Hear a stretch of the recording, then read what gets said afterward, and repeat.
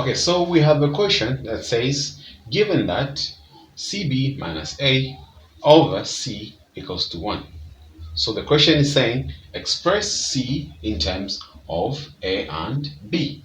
So how do we express C in terms of A and B? So bringing down our equation, we'll say CB minus A over C is equal to 1.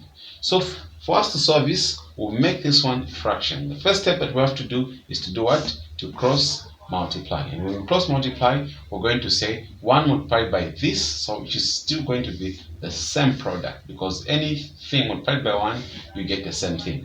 Then another C multiplied by 1, you still get C. So we've reduced it to this. So at this particular stage, because we're trying to consider C here, so what we'll do at this particular point, we'll try and group like terms. So this one will come here and the other one will come the other side. So what are we going to have? So we'll say CB, because this one has got a positive side, it's going to be negative C, equals to, this one's got a negative side, you will have A, which is the same as positive A. So at this particular point, our aim is to try and remain with C on this side of the equation. So what do? We're going to factorize this section.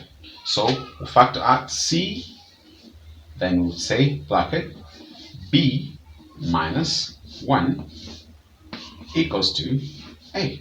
Okay, this looks better now. So for us to remain with C, what do? We divide both sides by B minus 1. So over B minus 1 over B minus 1. So here we'll say cancel this out and cancel this out. So C is equal to A over B minus 1. So this is our answer. This is how you express C in terms of A and B.